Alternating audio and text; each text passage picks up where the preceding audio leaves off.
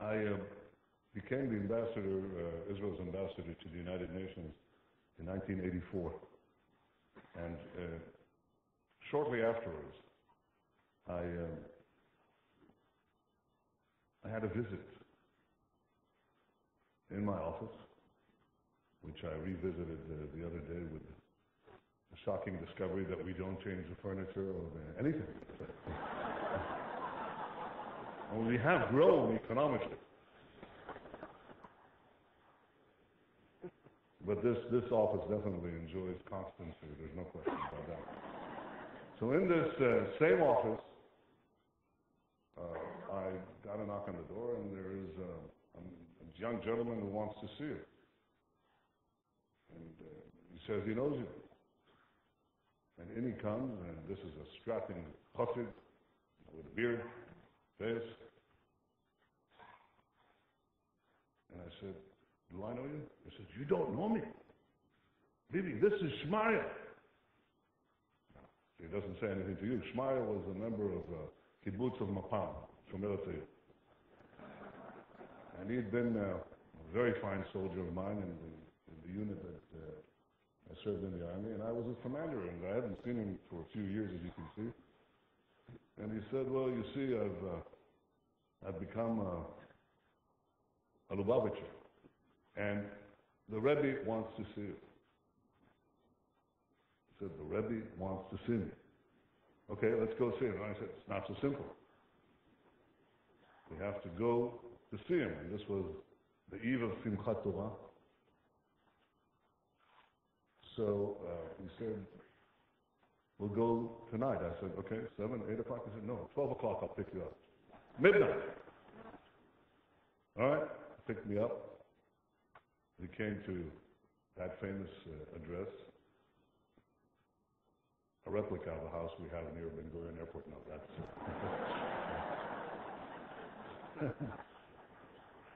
and right next to it is a hall. It was about this size, smaller, I think. And I walk in. How many people are there? 1,000 people here? First of all, thank you all for coming. I appreciate that very much. Thank you. Now, see, the difference between you and Chabad is they perform miracles because they had about 4,000 people in a place like this. Now, how did they accomplish this miracle? They accomplished it by having hills and valleys of Hasidim because they packed. It's not clear to me what the structure was, but they had boxes or things. Anyway, full. And in this human sea, you know, I somehow was taken by Shmaya, brought to a stage. The stage was tiny. It was about the size of my outstretched arms. And there's a small Sefer Torah facing the wall. And Shmaya says, wait here. I said, here? Wait here. Sit down on the stage. And suddenly a door opens and shuts. Can't see anyone there because the Rebbe was not, he was a man of enormous stature, but not of great height. And you saw the sea parting, like the Red Sea movement, and the Rebbe came up and went to the Sefer Torah. He started to read with his back to the crowd. And Shmaya says to me at that point, he says, now. I said, now what? He said, go to the Rebbe now. I said, Shmaya, he's reading the Torah. He says, go to the Rebbe now. The soldier giving the commander the orders. Life has its reverses. And I thought, well, you know, this is not Rome, but in Lubavitch land, do as. So I came to the Rebbe, and I try to get his attention, but I'm not successful. So I tap him on the shoulder.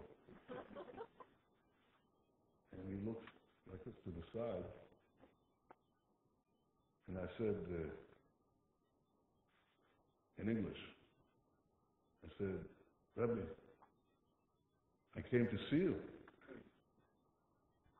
And he said, just to see, not to talk? And then we started talking. He talked in Hebrew. We switched to Hebrew. Perfect Hebrew. With a certain Ashkenazi accent, but perfect Hebrew.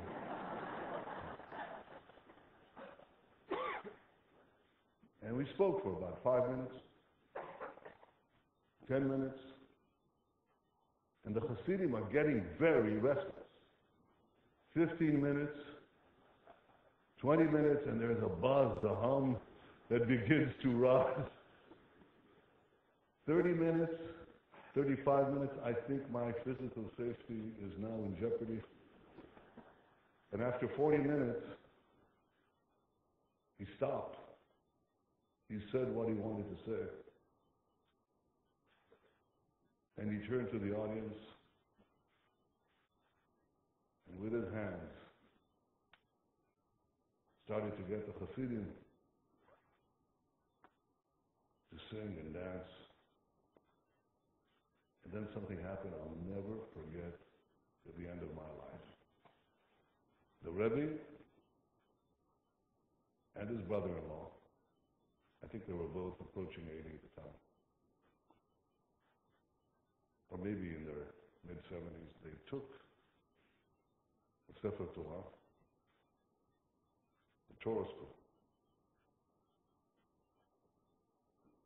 and they went into the center of this hall, surrounded by all the Hasidim, and there was a light that shone from the ceiling and bathed them in a pool of light.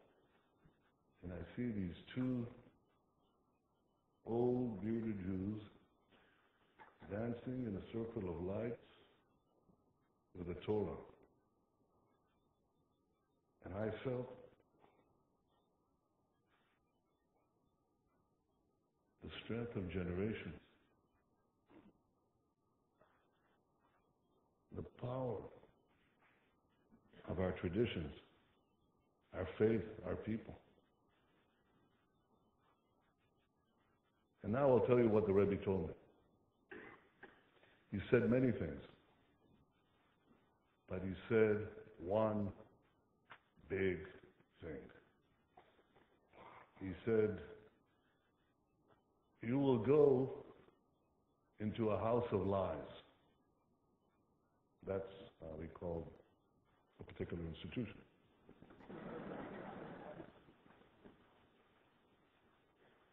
He said, remember that in a hall of perfect darkness, totally dark, if you light one small candle, its light will be seen from afar. Or yakarot, its precious light will be seen by everyone. He said, your job, he didn't say job, your mission is to light a candle for truth and for the Jewish people.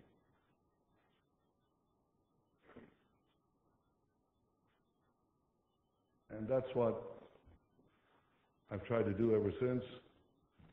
Eli, you've been doing all your adult life from your youth, and this is what we're all asked to do. We have to dispel the lies.